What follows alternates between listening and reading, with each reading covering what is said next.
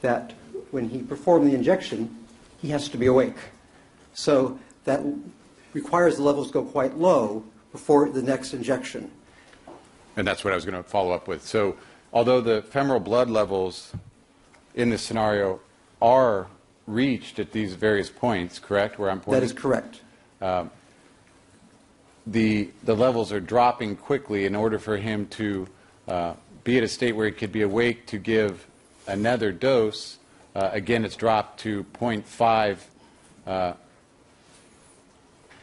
milligrams per milliliter. Micrograms per milliliter before he's able to give another dose. That is correct. The level here, for example, is at the level of the femoral vein, but that's only maybe 3 or 4 minutes after he stopped breathing. And that's too rapid. He would still be very much alive 3 minutes after he stopped breathing, particularly because he's on supplemental oxygen. In fact, he would have relatively normal circulation at that point in time.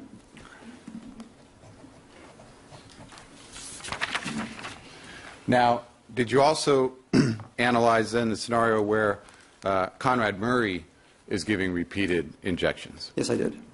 Now, in that scenario, there's not the requirement that Michael Jackson awake each time, correct? That's the difference. Okay.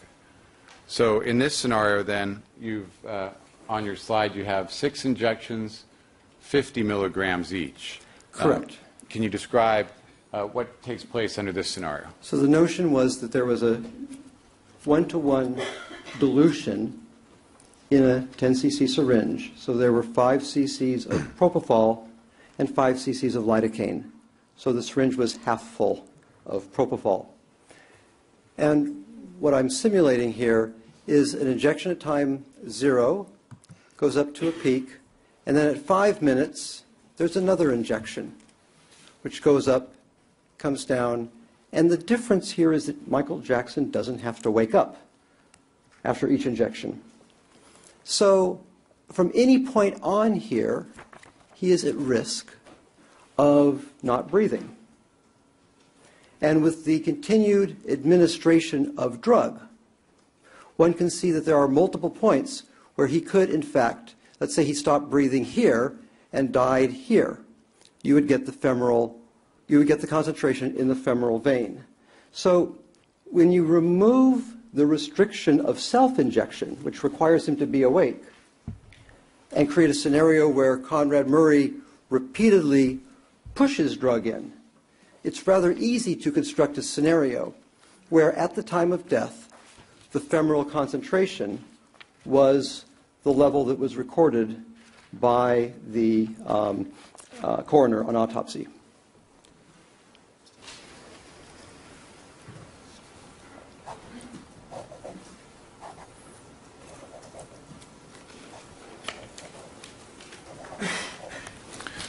Now, in this scenario, would it have to be then that essentially Michael Jackson was dead at the point that Conrad Murray continued to inject propofol? Objection assumes facts, not evidence.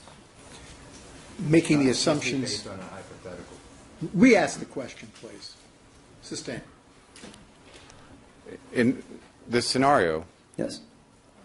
based on the data you've compiled and the simulation, would it necessitate that propofol be injected following Michael Jackson's death, or would he potentially still be alive? It could go either way. Let's say that this was the point of death right here. If this was the point of death right... Since we have a bare transcript, we don't know what here means. I'm sorry.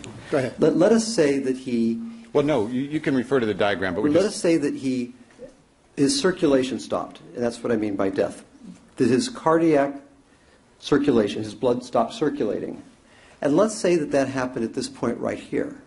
And you're pointing to the last... And I'm pointing to the very... I'm still saying here, my apologies. So that's the point at, let's say, maybe Dr. Shafer, Dr. Shafer, just, you can say here, but we just need to describe for the record what you're referring to. So when you say, please use the diagram, but when you say here, to what are you referring? There. So that cleared it up. Yeah. Well, I'm talking about the blood level. That's what happens, Dr. Shafer, when you take a long lunch. I'm sorry. I'm sorry. It's actually serious. My apologies. At 25 it would be on this slide here at 28 minutes in time. So the blood level at 28 minutes. Is this about where I'm pointing here? Yes, you're pointing at the blood level at 28 minutes after the very first injection. And at that point, the blood level and the femoral vein level is the same. Relative to your question, technically that is after the last dose, although the breathing stopped well in advance of the last dose. In other words, the breathing stopped perhaps somewhere in here, but one can somewhere in here. The breathing stopped after the second or third doses. The breathing stopped after the second or third doses, but the actual circulation did not stop until about 3 minutes after the last dose.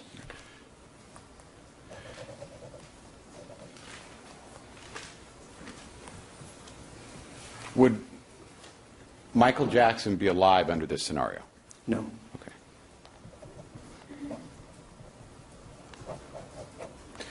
And would it be possible that these repeated dosages occurred, or let me put it this way, would Michael Jackson have been dead prior to the, let's say, the sixth injection? It's possible because death could have occurred anywhere in here. Okay, and between which doses are you referring Again, I to? say here, I'm so sorry.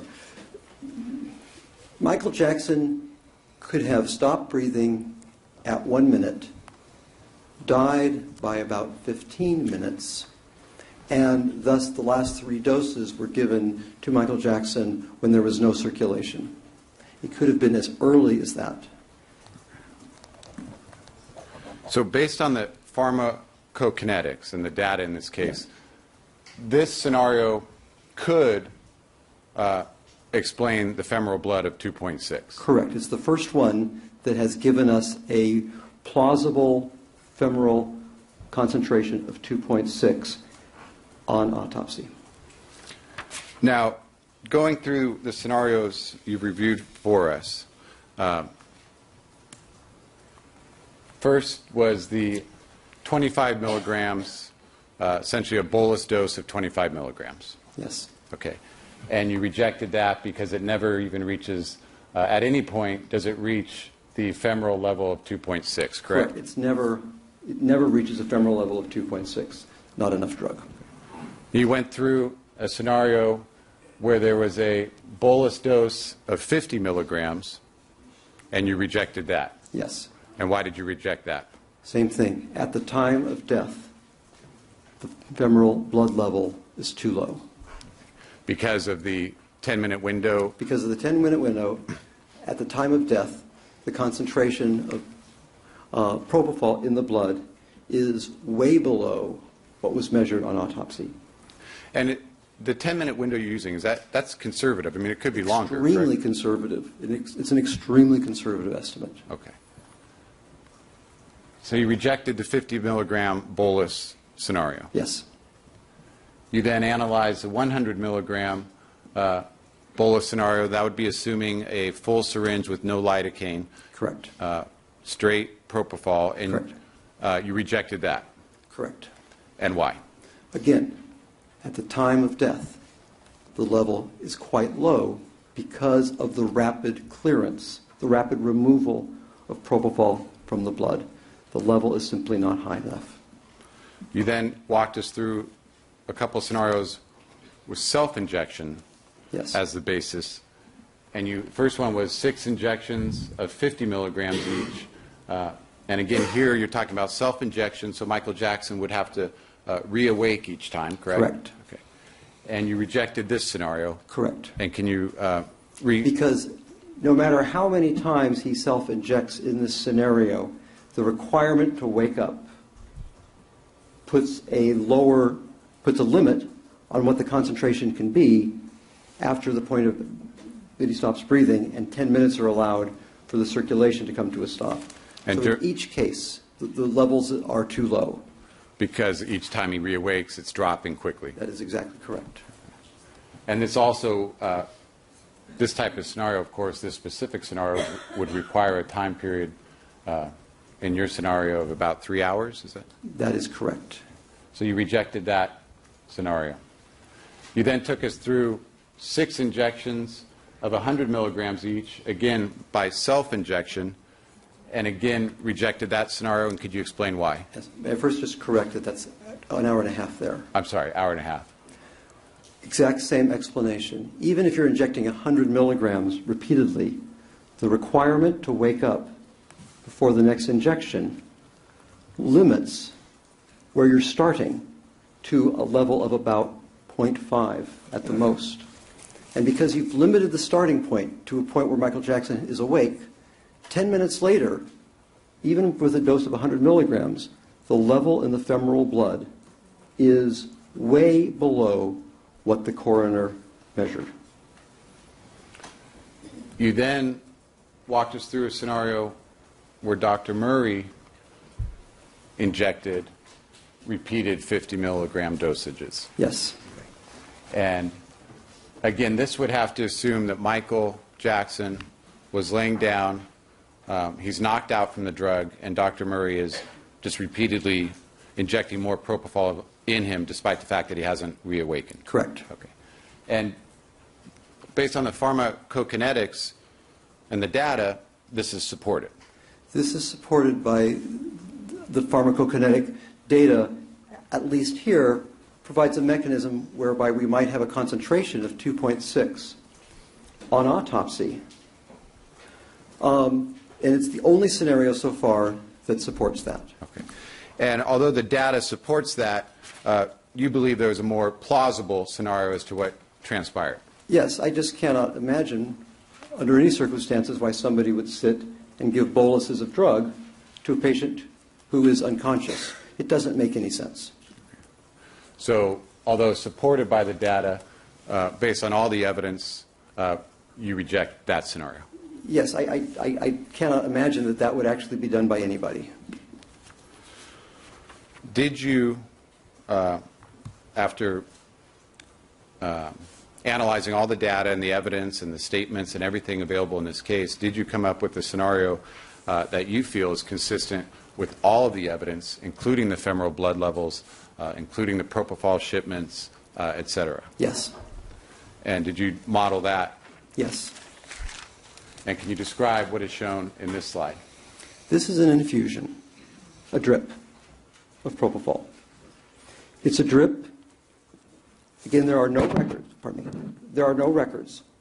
All I have to work with is what the coroner reported here. So that's the only piece of data. It's the only piece of data that I have. But Your Honor. Chair number 9, need to use the facilities? Go ahead. Please.